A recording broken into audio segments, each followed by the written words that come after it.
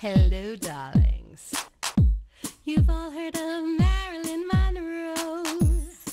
Some of you know Bridget Bardot. Well, now it's time for the Cognac show. I said cognac, ooh, ooh. I said cognac, ooh, ooh, ooh. I'm your bubbly blonde, fabulously dressed.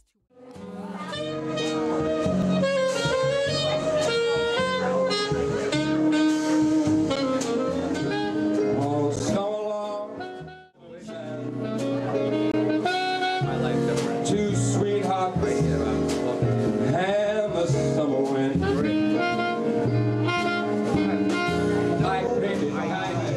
I'm gonna take the town and turn it upside down. Gonna live till I die.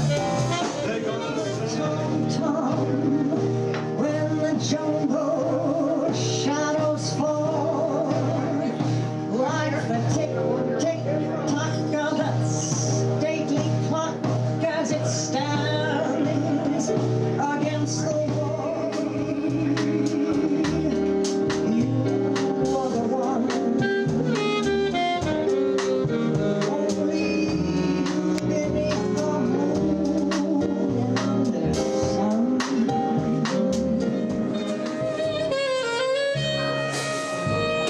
The summer wind came blowing in from across the sea.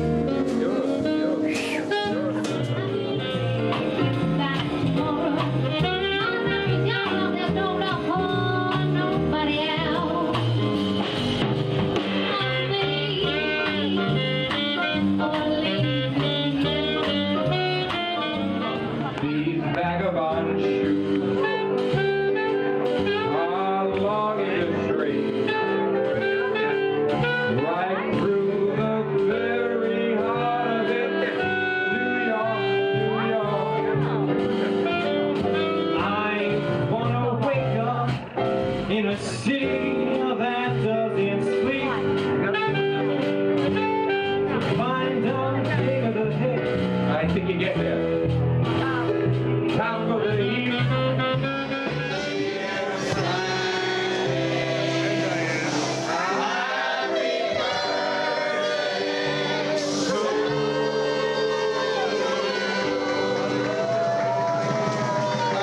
Let's hear it for Diane. Welcome back. I'm Cognac Wellerlane, and I'm here with singer Mr. Gary Russo. Yes. And you performed tonight for this wonderful Frank Sinatra tribute, and you did a spectacular job. Thank you. I appreciate it. I'm honored to be a part of this great coming together of artists and musicians for Frank Sinatra's birthday. Now, where did your love originate from? I mean, did it come from being at home with the folks and just listening to Frank Sinatra songs? My brother was 16 years older than me. He was into doo-wops, and I was never allowed to touch his records. But my parents they were Italian-American, second generation. They had all the Italian-American. I was allowed to play with their albums, so I really got a beautiful introduction to the great sounds of, the standards, as we call them. Is that story really true, that you were a construction worker? Absolutely. And all of a sudden you just started singing and someone recorded you? Well, it started in Massachusetts. I was working up in Massachusetts, and it was a cold winter, and I would come back to a hotel room. I was going through a lot of personal stuff, and my kids weren't around, and I said, is this it? You know, I turned 50, and I said, you know what, I want to start entertaining, what I wanted to do as a child. And I suppressed it for 30-something years. And then I said I got music together, I got background tracks, and didn't know where I was going to go with it. And then I wound up back in New York City on the 2nd Avenue subway. And I was there for a little while, and then people really were upset about, we were making noise in the neighborhood, and I said, at lunchtime, maybe if I sing, I could bring some smiles. So I always tell my story, it started with a smile. And and that's the truth. So I started singing at my lunch hour, and one person stopped and smiled, and I said, you know, this is okay. And then a gentleman came by, he recorded me, and he put me on YouTube, and it's wound up getting a million hits. That's where this is going to go too. Yeah, and that's. It will go on YouTube. It's the power of, you know, this is the new medium. So, that's right. And I'm so grateful because you know, I believe in the power of the universe, and I put it in my heart, and I didn't overthink it, and I shared what I love to do with people, and then I'm here on stage. So that's all it is. You share what you love to do. That's right. That's why I do what I do. I love interviewing fascinating people like you. That's it. It's. Now, tell my audience, is there a particular Frank Sinatra film that's your favorite? As a kid, there used to be the 4:30 movie. You came home from I used to watch that. I love that. And they would have like Sinatra Week, and you would have Robin Marilyn and the Monroe Seven Week, Hood. Frank Yeah. Sinatra Week, And Audrey Hepburn Week. I used to all love of them. the train movie. What was the name of the train movie where they Von Ryan's Express? Oh, And yeah, that used to be, you know, like Sinatra Week, whatever. But that was a great movie, and you know, he didn't sing in it at all, but I just love that movie. So I would say that's. What's your favorite song, Frank Sinatra song? I would have to say what I sang with Carl tonight, Nothing But the Best. Oh, that was terrific. The words and you know, it was an older song, and not many people know it. But I like Nice and Easy. I love it. I always started when I started singing, that was the first song I started with. Give us a little Nice and Easy. Let's take it nice and easy. It's gonna be so easy for us to fall in love. It's funny. And you have blue eyes like Frank Sinatra. Thank you. You have the same color blue eyes. Now, let me ask you, where is your next gig going to be? I'm going to be at the Metropolitan Room, February, I think it's 28th.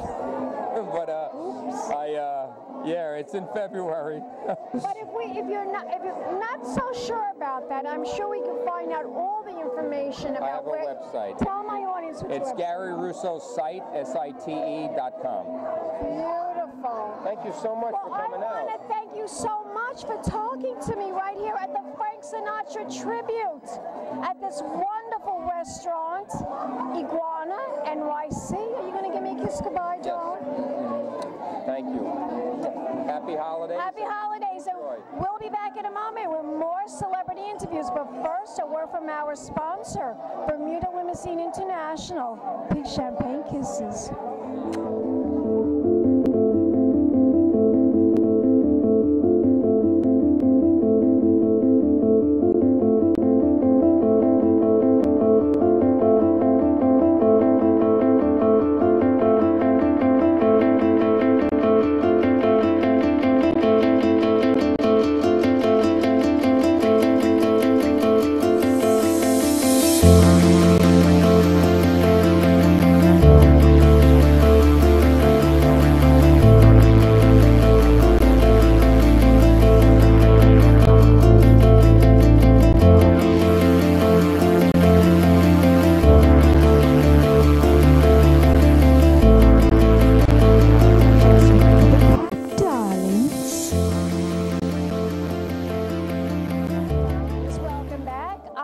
Wellerlane, and I'm here with another wonderful singer from Frank Sinatra Tribute. She did a marvelous job tonight. She has even sung with the late Dean Martin. Introduce yourself to the camera, doll. Okay, I'm Michelle Della, and I'm from Bergenfield, New Jersey, born right here in New York City. And now, tell my audience how this all came about, you wanting to sing and your love of Frank Sinatra. Yes, well, my father always played the Sinatra records, so we were always having fun at home. So, and coming from an old-fashioned Italian family. Absolutely. I mean, like in New Jersey, that's where every holiday we were there, and my dad had a combo in Hoboken himself as a drummer. So wow. Yeah, and so he would play that, and Healy Smith, that's who I listened to, and Peggy Lee and Ella Fitzgerald, and and all the greats. All the great stars, all the best. They are, I don't think we could ever duplicate people like that ever again. Don't you agree? I absolutely agree. Their music is timeless. It's great. It's Classic. Singing. It's singing. You know, It really understand is. the words. You understand what they're saying, and they had a very special meaning behind the songs that they did sing. Oh, yes, the writing is arrangements, everything, and the songs mean so much, and everybody can relate to them too. So, Tell my audience how this all came about for you, singing with Dean Martin. How did that happen? believe it or not, I was at the Copacabana, the last line there. Then they closed it down, or they didn't have the dancers anymore. So I went to an open call in the backstage, and I got the job. I went on an open call, and they took one girl back to do the Gold Digger Summer Show. It was a replacement show they did for Dean. And I got that, and I worked on that show for many years, and they took me out of the Gold Diggers to be one of the Dingling sisters. So we were four girls. I love that. Now, I heard something very interesting about Dean Martin, that he never rehearsed. He used to do all his rehearsing on the golf course. Is that really true? Well, we would rehearse Monday through Thursday, and we had Lee Hale, who was the musical director of the show, be like a stand-in for him. And then Thursday we would pre-record all the music and rehearse with Les Brown. And then Friday Dean would come in, and he would have his golf outfit on and look really sharp. I mean, what a dresser he was. And I know, he was so handsome. yes, and he would rehearse with Les in the morning, go over the music, and go into his dressing room. And apparently he took like CDs, cassettes, and he would take them home with him and listen to them, and then learn the music that way. And then, but half the time, the best part of it was when the camera stopped and he would be ad-libbing. Oh, the audience would be in stitches, because he was always So funny. He was always hysterical. very, very funny. So charming. He captured the audience attention, and his show was just fabulous. You know, my hairdresser and my colorist used to tell me that he adored watching Dean Martin when he was a kid. Oh. He loved the Dean Martin show. Absolutely adored Dean Martin. Yeah, he was an easygoing man. I don't think he ever raised his voice. He always was happy. Yes, very happy man. Towards the end there, because of his personal, but he seemed always to bring his charm everywhere, so. He's very charming, and a Gemini like me. And me too. Are you really a Gemini? That's outrageous. June 17th. June 7th. Oh my. That's what isn't his birthday June 17th? I thought it was June 7th. You know, some people say June 7th and some people say June 17th, and I have still been unable to figure out what day he was really born. Do you have a special Dean Martin experience that's happened for you? I think that we would rehearse with Les Brown, and I have had little solos to sing in some things, and he said to me, he looked back and he heard me singing, and he said, "I want you to come up here and stand next to me." And it was like, here I am standing next to Dean, and he liked my voice. I was so happy about that, because he wanted to have me record, so he was very helpful to me as far as a singer. As for your career? Yes. Wonderful. He's a good man. Tell my audience where your next gig is going to be. Well, if you're in New York City, I'm going to be at the Metropolitan Room first week, Saturday in April, and I'm doing a one-woman show, so the Golden Girl with the brown. I have some of my music on it, and I'm on Facebook. So to talk to, and as we say in show business,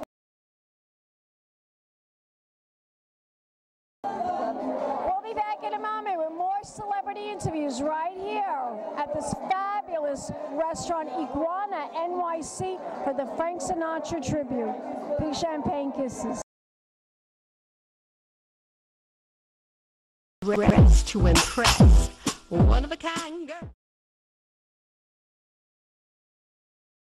This has been a Crybaby production.